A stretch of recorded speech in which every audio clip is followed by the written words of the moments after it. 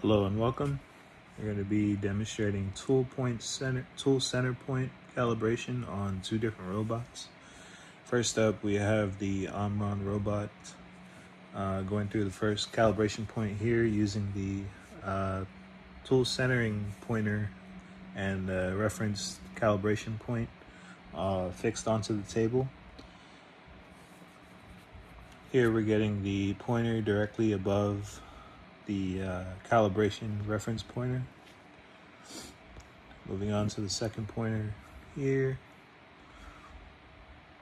On the OMRON robot, it requests a total of 4 points in order to get a accurate reading. So close up on our second point and our third point, and lastly our fourth point.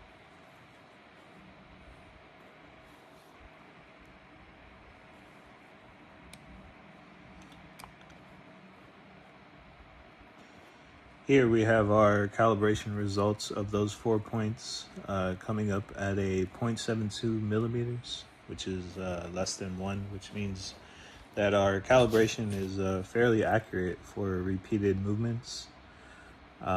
The X, Y, and Z values don't necessarily mean that they're the robot's position in the workspace. They're just the offset from the robot's flange, the end effector flange, to the actual tip of the tool. So we're going to go ahead and name and save this file, or TCP, so that we can select it later on. I just named it something generic, TCP, with my initials. Here we're going to go ahead and activate the TCP in order to test and verify our movements.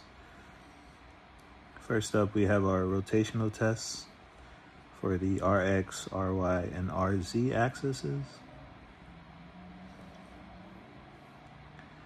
And you can see that our tool is moving around that center point that we've just calibrated.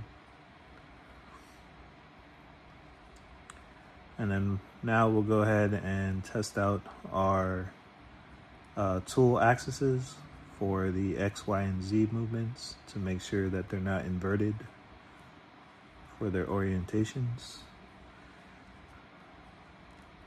Our Z seems to be working correctly, going up in the positive direction and down in the negative for X, Y, and Z.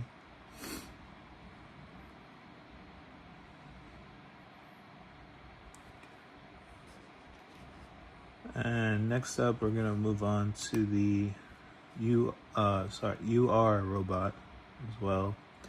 Unfortunately, I wasn't able to capture these posing positions, but here are some screenshots of our coordinates for 2 of the positions. And then moving on to our final results. It was basically the same process as the OMRON. The only difference during our process was we had to recalibrate twice because our when performing the tool axes X, Y, and Z, our Z axis was inverted, so we had to recalibrate and reposition our orientation in order to get those movements in the right direction as far as positive and negative. You see our rotational test here.